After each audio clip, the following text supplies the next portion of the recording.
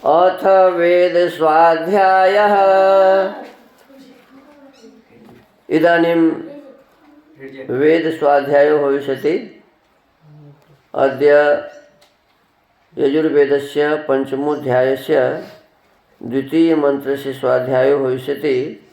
स्वाध्यायमान मंत्रस्य अग्नेर्जनित्रमसि वृषणौ इत्येतानि प्रथमानि पदानि सन्ति। अब वेद स्वाध्याय होगा। आज यजुर्वेद के 5वें अध्याय के दूसरे मंत्र का स्वाध्याय किया जाएगा। स्वाध्याय किए जाने वाले मंत्र के अग्निर्जनित्रमसि वृषणौ ये प्रारंभिक पद हैं।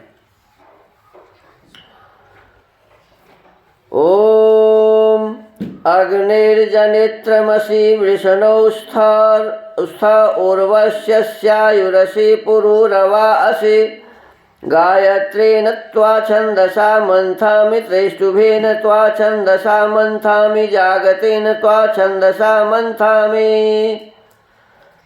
इस मंत्र के ऋषि हैं अग्निर्जनित्र मित्यस्य गौतम ऋषि विष्णुर्यज्ञो देवता पूर्वस्यार्षि गायत्री छन्दः सर्जः स्वरः गामत्रित्युत्तर स्यार्चि त्रिष्टुप छन्दः देवता स्वरः पुनः स यज्ञ कीदृश इत्युपदिश्यते। फिर वह यज्ञ कैसा है इस विषय का उपदेश अगले मंत्र में किया है। पदार्थ हे मनुष्य लोगों, जैसे मैं जो आग्नेय अस्त्रादि की सिद्धि करने हारे अग्नि के जनित्रम उत्पन्न करने वाला हवि असी है, वृषणो जो वर्षा कराने वाले सूर्य और वायु स्थ हैं, जो उर्वशी बहुत सुखों के प्राप्त कराने वाली क्रिया असी है, जो आयु जीवन असी है, जो पुरुरवा बहुत शास्त्रों के उपदेश करने का निमित्त असी है, तो उस अग्नि गायत्रेन गायत्री छंदसा आनंद कारक स्वच्छंद क्रिया से मंथा में विलोडन करता हूँ। तो उस सोम आदि औषधि समूह त्रिशुभेन त्रिष्टुप छंदसा छंद से मंथा में विलोडन करता हूँ। तो और उस शत्रु दुख समूह को जागतेन जगती छंदसा छंद से मंथा में तारण करके निवारण करता हूँ। वैसे ही तुम भी किया करो। भावार्थ, इस मंत्र में वाचक् लुप्तोपमा अलंकार है। सब मनुष्यों को योग्य है कि इस प्रकार की रीति से प्रतिपादन व सेवन किए हुए यज्ञ से दूसरे मनुष्यों के लिए परोपकार करें। देखिए, इसमें दो शब्द आए हैं। एक है उर्वशी, क्या नाम है? और एक है पुरुरवाह। तो उर्वशी एक महिला का नाम था। अपने इतिहास में एक व्यक्ति हुई थी, एक महिला हुई थी, जिनका नाम क्या था? उर्वशी। और एक पुरुष हुए थे, उनका नाम था पुरुरवा। क्या नाम था? अब अभी वर्तमान समय में जो वेदों को परमात्मा की वाणी नहीं मानते, ऐसे लोग कहते हैं कि देखो, यदि परमात्मा सृष्टि के आदि में वेदों की रचना करते तो इसमें पुरुरवा का नाम कैसे है और उर्वशी का नाम कैसे? उर्वशी और पुरुरवा तो बाद में हुआ। ये तो एक महिला हुई थी, एक तो एक पुरुष हुए थे। इस प्रकार से कौन कहते हैं? जो ईश्वर की वाणी वेद को नहीं मानते। ऐसे लोग, जो पश्चिमी सभ्यता के लोग हैं, ऐसे लोग कम्युनिस्ट आदि के लोग हैं, ऐसे लोग इस प्रकार की बात करते हैं। महर्षि दयानंद सरस्वती जी कहते हैं कि पुरुरवा और उर्वशी का मतलब कुछ और है। वेदों में ये शब्द पहले से था और इसी शब्द को लेकर के कोई व्यक्ति अपना नाम, अपने संतान का नाम उर्वशी रख लिया और किसी का नाम पुरुरवा। ऐसे बहुत सारे नाम हैं। तो यहाँ उर्वशी शब्द का अर्थ क्या लिखते हैं? बहुत सुखों के प्राप्त कराने वाली क्रिया। वह काम जिस काम के करने से बहुत सारे सुख प्राप्त हो, इस काम का नाम क्या है जी?